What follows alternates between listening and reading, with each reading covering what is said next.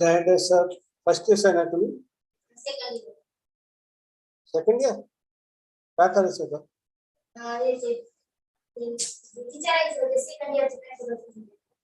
Second इयरचे practical 3 असतात. फिजिक्सचा 3 असतं यायचं.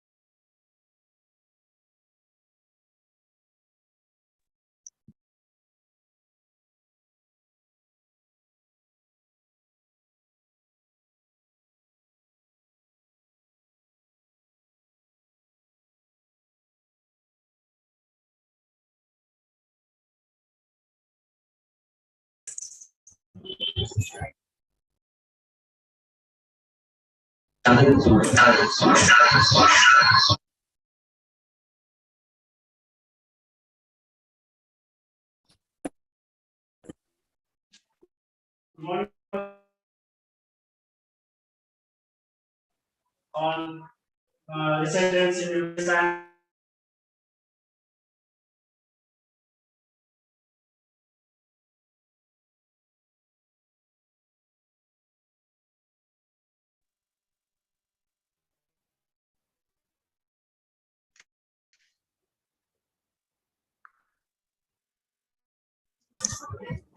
Welcome all of you on the second day of this international workshop concentrates in nuclear science and material science.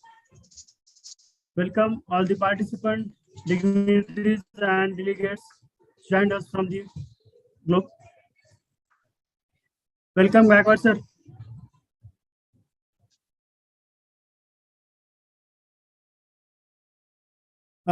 So let us start our first session of day 2. I request Dr. A.R. Gade sir to please introduce our resource person, Dr. D.K. Gaikwad sir, who is joined us from the ACS College, Dharangaon, Jalgaon. Please, Gade sir. Thank you, sir. Good morning, all. I am here to introduce today's resource person, Dr. D.K. Gaikwad, sir. Am I audible, sir? Yes, sir, you are audible. Shrikant, sir, am I audible? Yes, sir, you are audible. Please go ahead. Thank you. Good morning, all. I am here to introduce Dr. D.K. Kakade, sir, currently working as an assistant professor.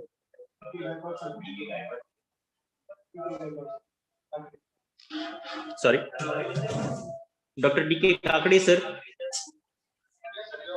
Dr. D.K. Gaikwad, sir, currently working as a assistant professor, Department of Physics, Arts, Commerce and Science from Dharangaon. He has completed his PhD from Department of Physics, Dr. Babasaheb Ambedkar, Marathwada University, Aurangabad, entitled Gamma Ray Spectrometer Investigation of Composites as a Radiation Shielding Materials under the guidance of Dr. Pravina Pawar Madam.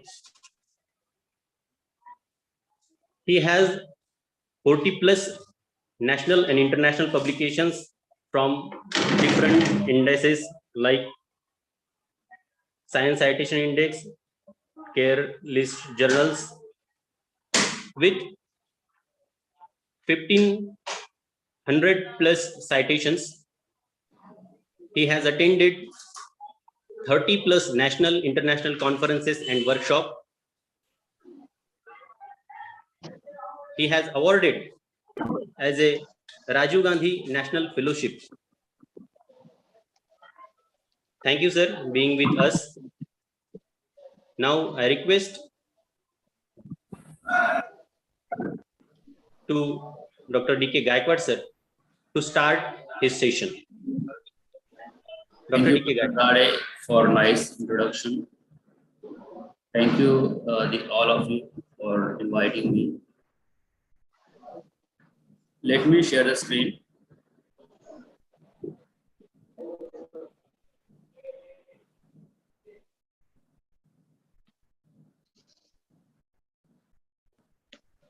Is it visible? Yes, sir.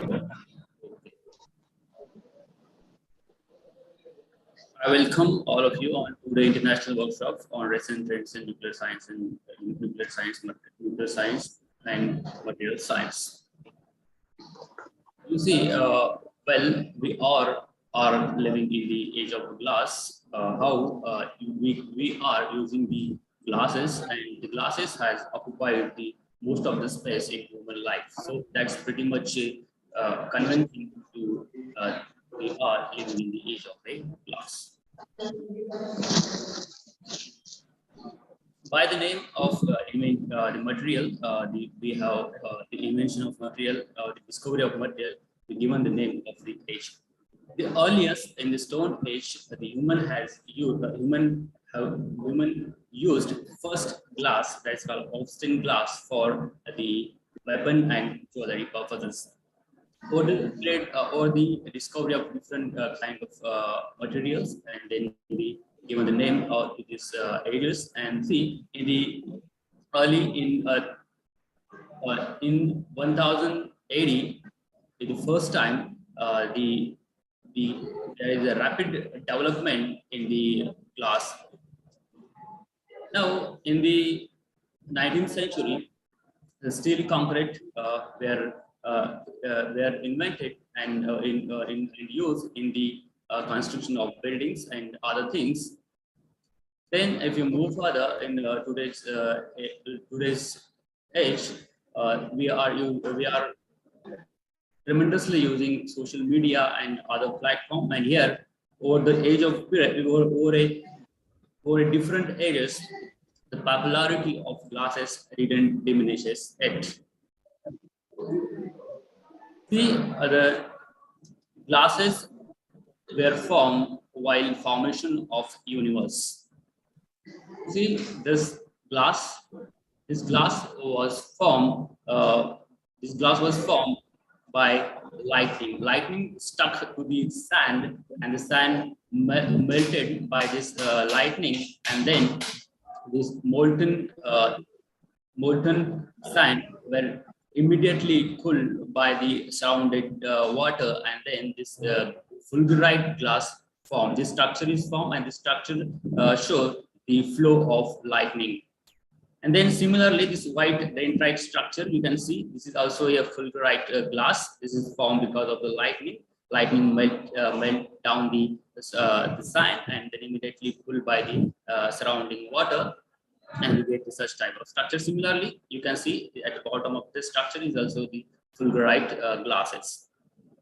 You see the black structure. This is the first time a human used this glass, Austin glass, for the purpose of the jewelry, then for the weapon purposes. The human first time used in early age, the human is used this Austin glass. You see, over a period of time, the glass were developed, and it has been developing until the date is the scientist is inventing a new kind of glasses. The first time around 500 BC, first glass called Austin or Tektite glasses. were used by human as jewelry, weapons, and other purposes were found in Syria. Then, as we move further, in around 220 BC, the first glass were synthesized by blowing blowing glass in a mold, and this was found in the Syria. Then in 180 in Rome and France, in Germany, the first glass, clear glass, were synthesized for Windows application. Then first time in history, around 1650 AD, the oxides were incorporated into the glass system, and there the first lead oxide were incorporated into the glass in England for the high quality glass. Again, here in the development in 650 AD in England, the various kind of oxides were tried to incorporated into glass for to produce a high quality glass and desired application glasses. Then, as we move further, and in 900 AD, the first rapid development and first scientific tailoring of glass were done in Germany, and therefore the scientific industrial society were attracted great attention because of its well-determined composition according to the need of the glass. Then the 1917 AD, the first time the flat glass were directly synthesized by molten liquid by rolling method in Belgium, France. Then you see the glasses can be classified into different types. First is the organic glass, and then inorganic glass, and then metallic glass. Organic glasses can also be called the thermoplastic. One of the examples is PMP is the one of the organic glass. Then metallic glasses is also very important, and the metallic glasses has the high conductivity. Then third type of glass is a inorganic glass. You can see the inorganic glasses again further classified into three categories called, one is the oxide glass, hybrid glass, and non-oxide glass. The oxide glass is one of our interest area. So here in oxide glass, we have the wide variety of oxides are available for engineering the different kind of glasses. In oxide, basically the silicon oxide, boron oxide, phosphate, and another heavy metal oxide like bismuth oxide, lead oxide are also the choices are available in the oxide depending on the application of the glass. We can mix the oxides. Then again, hybrid glasses. The hybrid glasses can be synthesized using the oxynitride, oxyhydride, and oxycarbide. Then third one is the non-oxide glasses. They can be light, chalcopyrite, and nitride glasses. So our interest is a oxide glasses over here. So depending on the composition of glasses, it has a wide different applications. See the bottle glasses, and then the laboratory glasses. The laboratory glasses are say Pyrex glasses, or sometimes we use borate glasses for chemical thermal resistance. Resistance property of this particular glasses are very good, so we use the borate glasses and Pyrex glasses for the laboratory purposes. Again, we can draw a wire from the glass material. So you see, this is the optical fiber, which is one of the application of a glass material, and we can see the internet is spanned over the world because we see the signals can be transmitted very speedily using the optical fiber. Again, depending on the chemical composition, we can synthesize the Windows classes. You see this, you may be familiar with this picture, and this picture is of a Burj Khalifa. You see the panels, glass panels on this building are designed for thermal resistance purpose. For thermal resistance purpose, you can see we can use the aluminum oxide for thermal resistance, or depending on the other purposes of a say Windows glasses, we can synthesize. Then another application of a glass is a bioglass. First time, because of the efforts of scientist Hensch in 1960, he conducted number of investigation with the army funding, and then he conducted and he concluded that the glasses can be used in a and he studied the bioactivity of a glasses. And after that, the rapid development of bioglasses were done, and then the glasses can be used in a drug delivery, antimicrobial and orthopedic, dental and cardiovascular applications. Then immobilization of nuclear waste in a glass matrix is one of the important application of a glass. You see, the vitrification of nuclear waste it can be reduce the volume of a waste, so it is very sophisticated way to store a nuclear waste, and therefore, if the nuclear material is immobilized into the glass matrix, so then it cannot be easily escape the glass matrix, and we can avoid the contamination of radioactivity. And so you can see the glass has the high durability, and it can long last more than, as we see, the glass can be long last billions of years. And see, you see here is the black glass. This is the glass is vitrified nuclear waste glass, and see it is very easy to store we can say the nuclear waste management can be efficiently can be done using the vitrification technology. The radiation shielding glasses is one of our interests. There is a wide variety of radiation shielding glasses are available. Still, scientists are inventing the new kind of radiation shielding glasses depending on the radiations. See, the radiation shielding glasses, as we have been working in this radiation shielding glasses. So depending on the radiation applications, there is a wide variety of oxides are available. Say from heavy metal oxide to low jet oxide materials.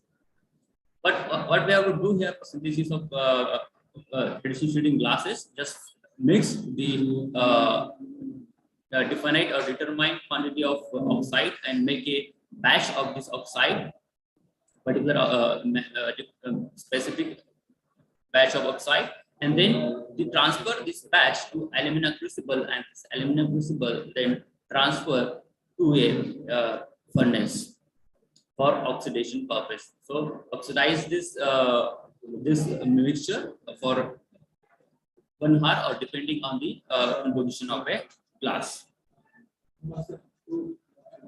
Then the oxidized mixture then placed into the in a furnace for high temperature, then melt the mixture, and then shake this mixture frequently to avoid any bubbles or any say the inhomogeneity into the melt.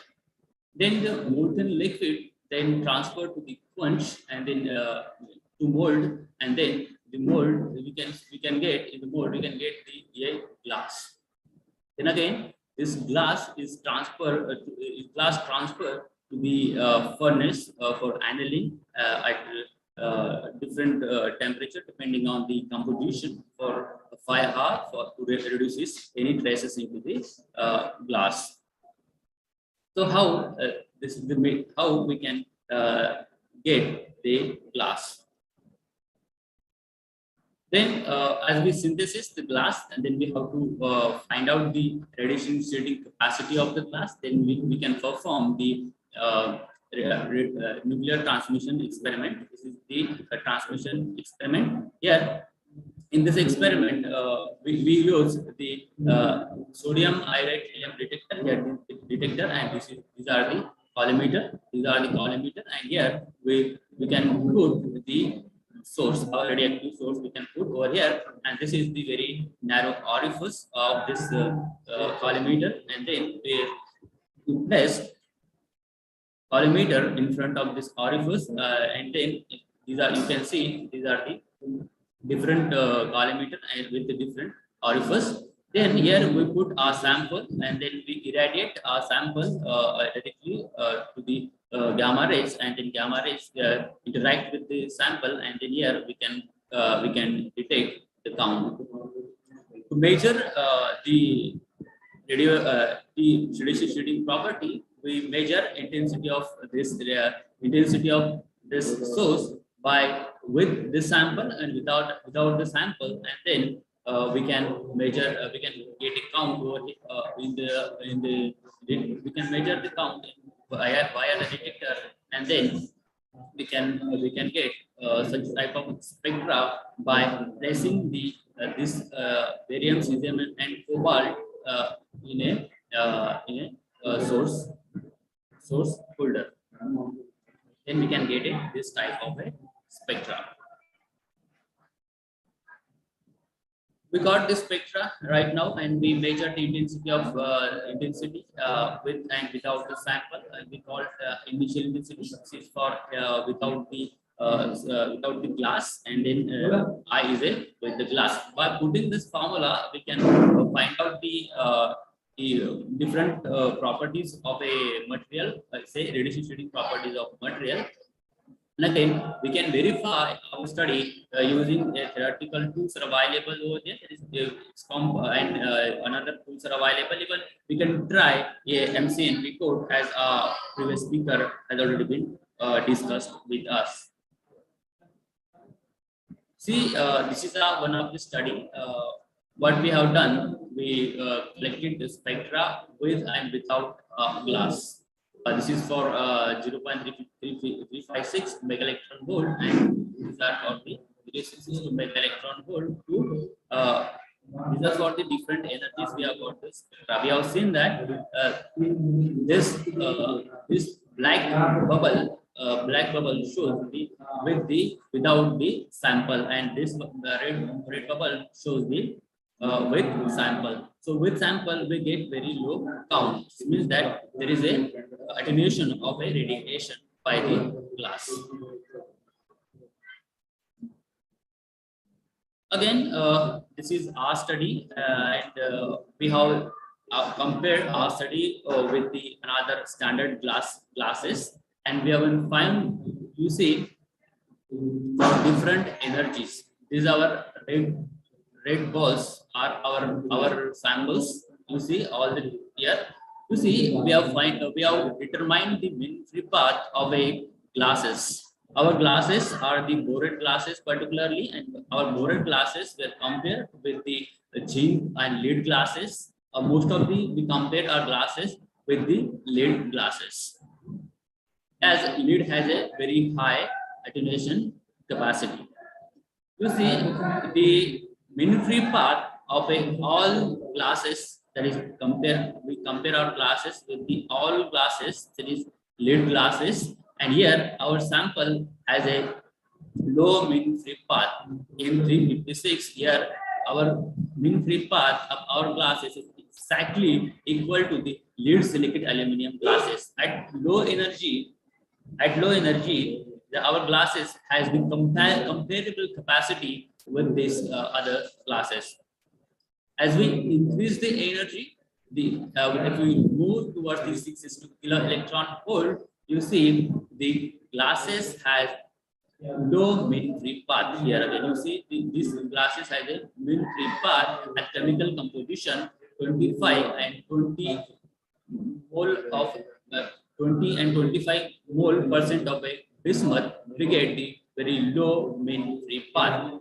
Again, if you say at bismuth composition 10 to 15 mole percent, then the mean free path is a very much, or say we can say a comparable to the other aluminum lead silicate glasses or another heavy metal glasses. Again, if we increase the energy, we can see the mean free path of all synthesized glasses. You see, as all synthesized glasses is very low. Again, here at very high energy, you can see the mean free path is a very low than the another classes. Mean free path is low means there is the high shading capacity, right? So we seen that the all lead and heavy metal oxide glasses has the high mean free path than the synthesized glasses, and then we can say that the synthesized system has the good capacity to reducing shading capacity than the other lead and silicate lead and other zinc glasses. Then another study, we synthesized tellurium based glasses and compare our glasses with S1 S2 is a glass, lead glass, and 456 is a concrete. These 456 are the steel concrete, and these are the ordinary and heavyweight concrete. And this our Z1, Z2, Z3, and Z5, Z4 are tellurium glasses.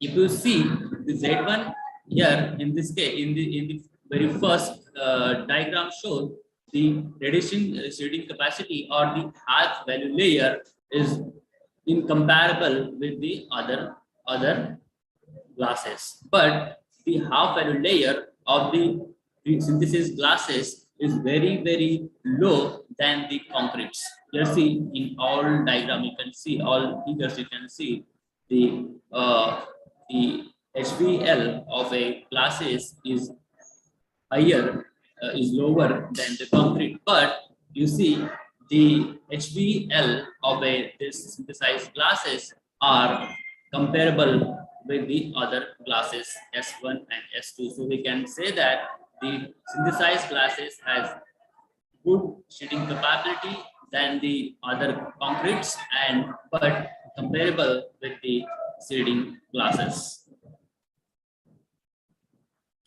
Then again, we compare another glasses, tellurium, Augustin tellurium lead glasses with other glasses in wide energy range. We can say that initially with the energy that HVL slowly as you see up to 10⁻⁻1 mega electron volt, the HVL remains independent of energy. As you further increase the energy, then it slowly increases with the increase in the energy. We get the highest HVL here at this. Hello. So yes, sir. Here then we get the highest HVL at the 10⁻�0, or we say approximately at 1 mega electron volt. Again, if we move further, if we increase the energy, then the HVL decreases with increase into the energy. We can observe with all samples. Okay, so we compare our study with the lead glasses. We can observe in all figures, and here we can say that the HVL of our sample is in low energy range is comparable with the other glasses, but high energy, which is very high, right? So here we can say that the radiation shielding capability of our glasses is comparable, and we have been found that the radiation shielding capacity of a newly developed shielding glasses. Thank you, doctor. Thank you for having me. Thank you for your invitation. I'm really thankful for the Arts, Commerce and Science College Kiledaro for inviting me for this. Thank you. Thank you. Thank you so much, Dr. D.K. Gakwad, sir, for such a nice presentation. Thank you so much, sir. Now I request Dr. D.S. Zare, sir, to please introduce our next resource person, Honorable Professor Dr. Pravina Pawar, ma'am. Sir, I have a query. Dr. D.S. Zare, sir. Yes. Sir, Dr. Ram, sir, please wait. Audience having a question. I request Yes, sir, Yeah. please. Yeah. Hello, sir. Hello. Zare, sir, wait. Hello, wait. sir. Zare, sir, wait. Audience having a query. Sir, I have a query Okay. regarding the shielding property. Is there Gayakwad sir is available there, sir? Yes, yes, Yes, yes. sir, yes, He is sir. here. Yeah, and good morning, sir. I'm Dr. Ashwajit from Davangere University, Karnataka. Yes, sir. So, whatever the presentation you have made is a very good presentation, sir. But regarding the shielding property, what is the size is required of our glass sample to do the characterization of gamma ray shielding? For sample, you're asking about sample size, right? Yeah, See, we use from 0.2 mm to 1.5 mm. We can try this range. Because the characterization you have made, the analysis part, the mean free path, it is in the range of something 4 centimeter, the mean free path you are expressing. So that's what I'm looking for, the size of the sample. Yeah, right. You're right. This was a theoretical study. You seen 4 mean free path was a theoretical study, right? Okay. Sir, and another one question, sir. The glass processing system you have explained through the flow chart. So in that you are mentioning that the preheated steel plate we are going to power the molten glasses.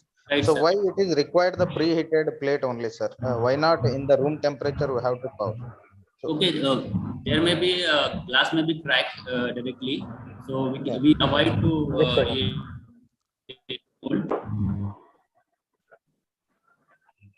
means for the preheated things we need not worry about the annealing.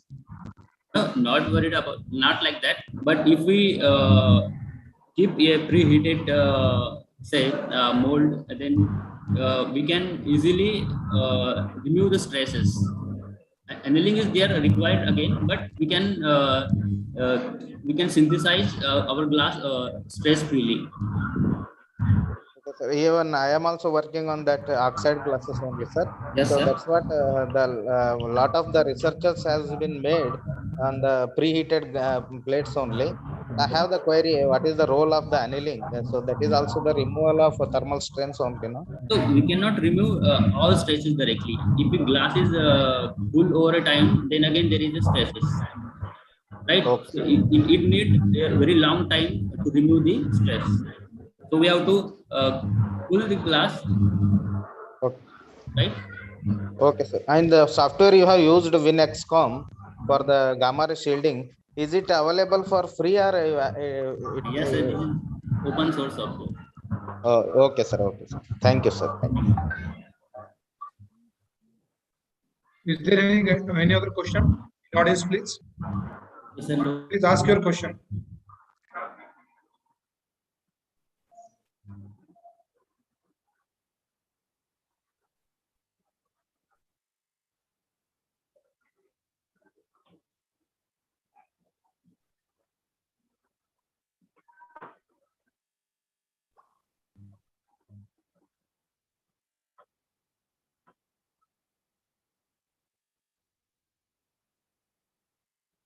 I think there is no any other session. No any other question. So I'd like to thank you, Dr. D.K. Gaikwad sir, for this wonderful session. Session was very informative and for this young researcher. So I'd like to thank you once again. Thank you, Dr. D.K. sir. Thank you, sir.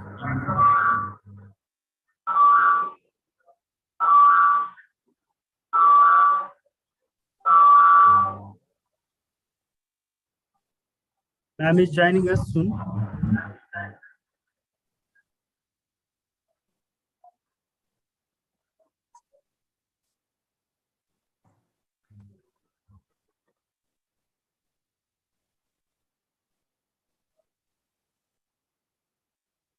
May I request participant please go through your YouTube link.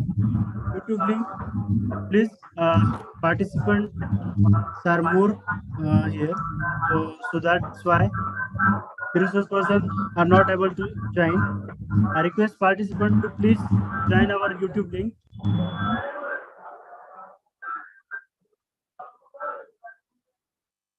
Yes, ma'am has joined us.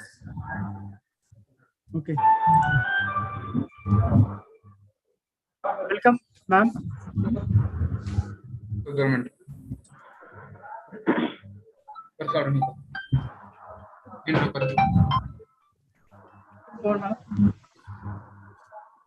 Now I request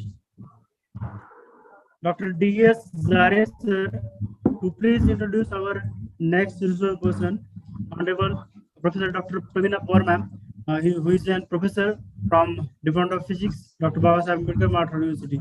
Please, Dr. Zares sir. Yes, okay. Good morning, everyone. I'm audible. Yes, sir, you are audible. Go Yes, ahead. yes. Yes, thank you.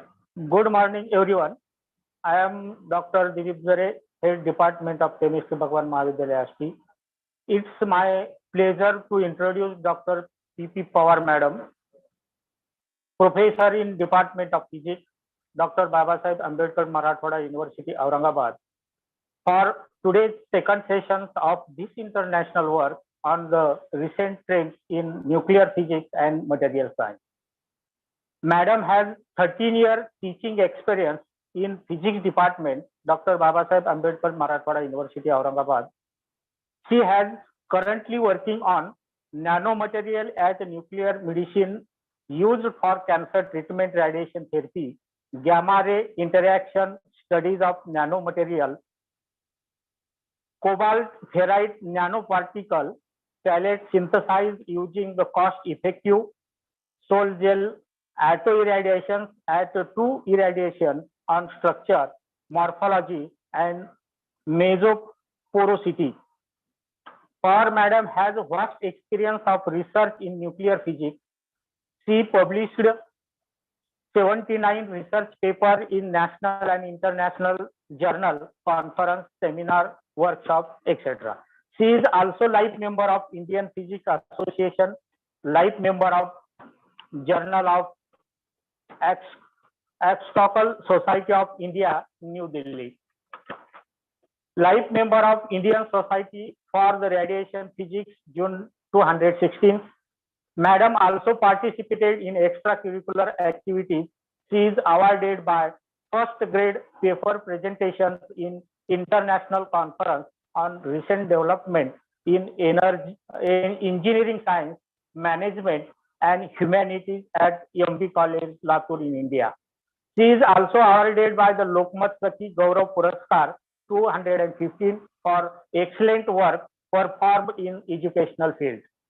Research project ongoing completed in infrastructure created near about 22 lakh sanctioned amounts.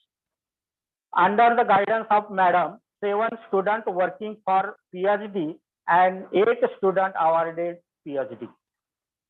The patent and consultancy work is in progress with medical college, hospitals, and agriculture institutes. So I heartily invite Dr. P.P. Pawar Madam to deliver her knowledgeable lecture having title is Gamma Rays Interaction Studies with Matter. Power Madam, please to continue. Who this is?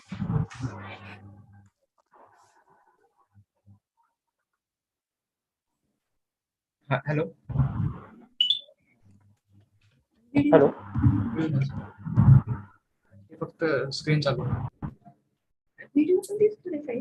आता ते पण सुरू आहे. Please start your camera. Sir video कुठून होतो?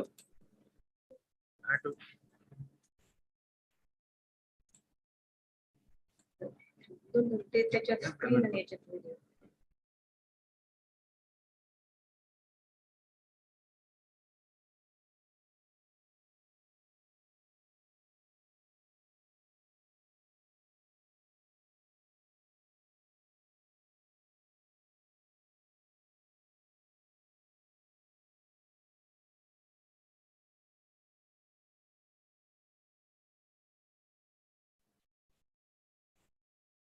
दिसतोय?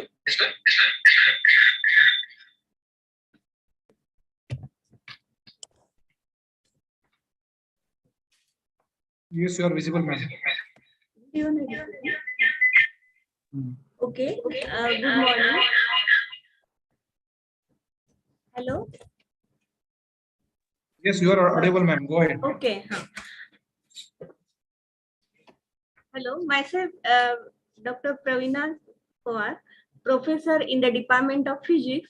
Today, I am going to deliver a lecture on the gamma ray interaction with matter.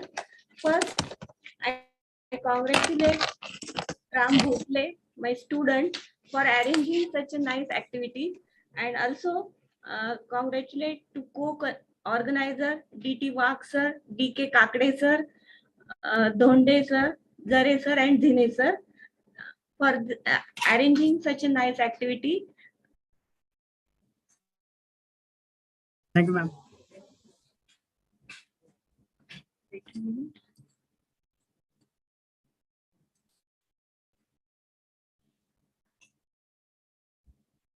Hello, ma'am. Yes. Today's topic is gamma ray interaction with matter. In this topic, outline of my presentation is, first we will discuss about the radiation, then life and radiation, nature and origin of radiation, types of radiation, radiation units, standards, then ionizing radiation, health effect, categories of exposure, reducing exposure, then radiation protection, interaction of gamma rays with matter, and finally discuss about the softwares for shielding effectiveness. Okay, so come step by step. First, we will see what is radiation. Here, radiation is the energy that travels in the form of waves or particles and is part of our everyday environment. Radiation is everywhere. It is in the air we breathe and the food we eat. See this figure showing the radiation. Here, radiation atoms, energy, radiation, and particles. Life and radiation. All life is dependent on small dosage of electromagnetic radiation. For example, photosynthesis and vision use the sun's radiation. Then people are exposed to radiation from cosmic rays as well as to radioactive materials found in the soil, water, food, air, and also inside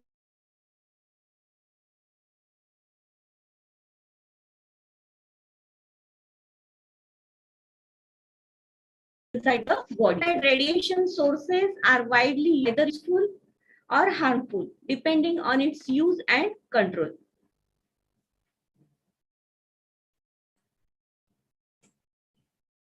See this figure showing this atom, an electron, proton, and quarks nucleus. Now,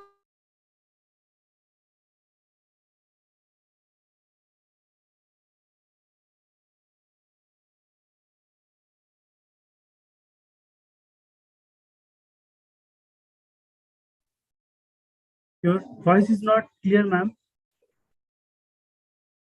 Hello.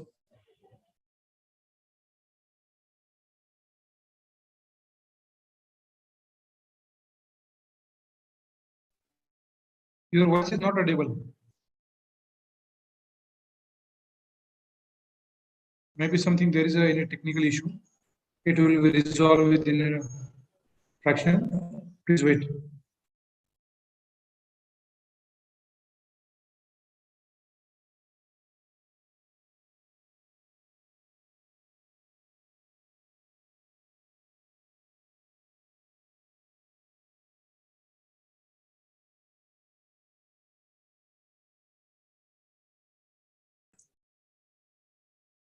There is some problem. Wait for a minute.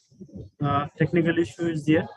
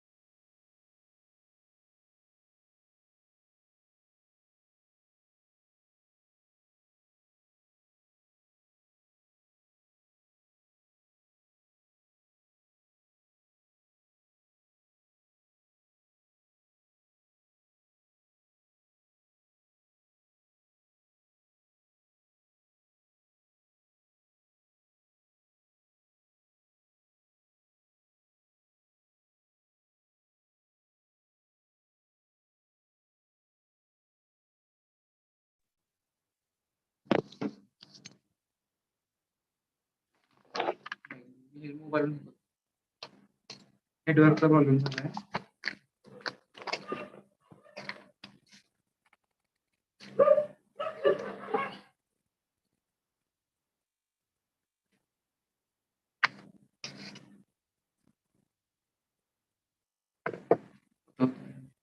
ठीक आहे, याच्यातनं घेते. Screen screen त्याच्यातनं दाखव. Okay. Am I audible? Hello, Yes, ma'am. Ram? Yes, Yes, ma'am, you are audible. Yes, ma'am, you are audible. Okay, the nature and origin of radiation. Here, there are ma'am, various please, kinds of Share your screen. Please share your screen. Your screen is not visible to the participants.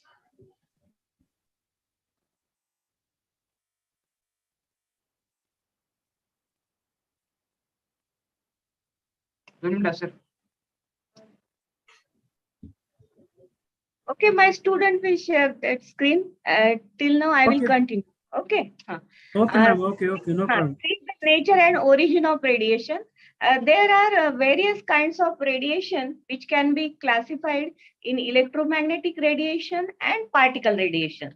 Okay, so here ionizing radiation, visible, non-ionizing radiation, cosmic rays, gamma rays, X-ray, ultraviolet, infrared, near radar, FM, TV, short waves, then broadcast, power transmission. In wavelength in meters, so high energy electron volts to low energy electron volts. And now the types of radiation. There are two here, non-ionizing radiations and ionizing radiations. The ultraviolet, visible, infrared, microwave, radio and TV power transmission. And ionizing radiations, the radiation capable for producing ions when interacting with matter, X-ray, alpha, beta, gamma, and cosmic rays. In case of non-ionizing radiation, the sources are ultraviolet light, visible light, infrared radiation, microwaves, radio, and TV, and power transmission. Okay. So in non-ionizing radiation, the examples are ultraviolet, black light, induced fluorescence in some materials, vision, very small portion that animals use to process visual information, heat, infrared, a little beyond the red spectrum, then radio waves beyond infrared, microwaves, electrical power transmission, 16 cycles per second with a wavelength of 1 to 2 million meters, in ultraviolet sources, sunlight most Excuse me, harmful. ma'am. Okay, I'm yes. sorry to interrupt, but your PPT is not visible, ma'am. Okay, Sir, the student is sharing it. He's working on it. Dr. Ram sir, please make him co-host. The student or ma'am, please ask him the name of it and make him a co-host so that he can able to share the PPT.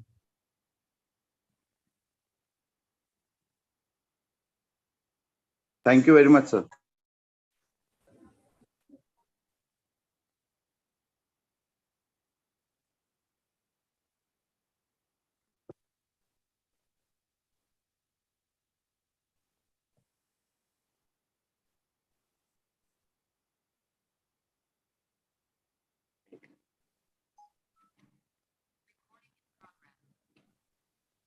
Yes, yes.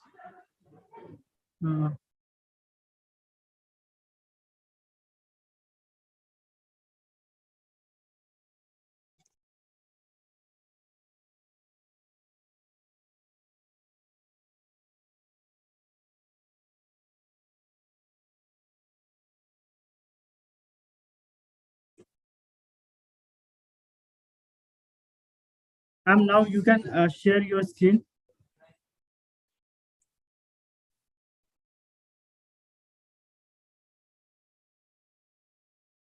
Hello.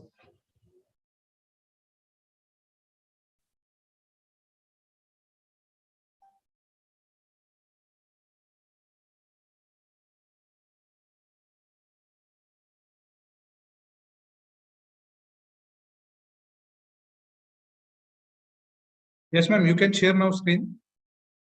Please start.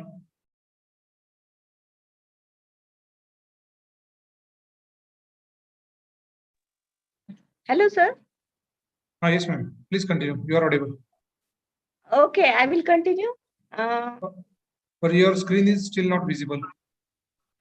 Yes, my student is trying.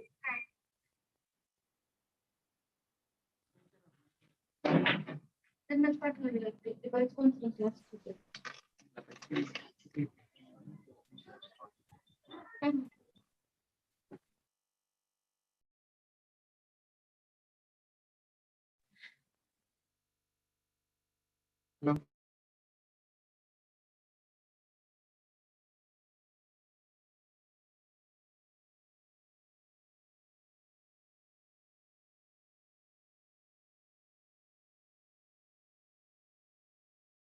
Yes, sir, you are now co-host. You can share now screen.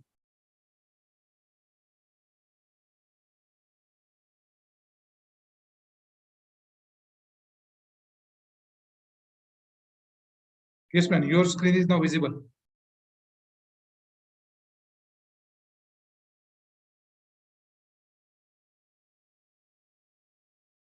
Okay, thank you. Go ahead. Okay, ma'am.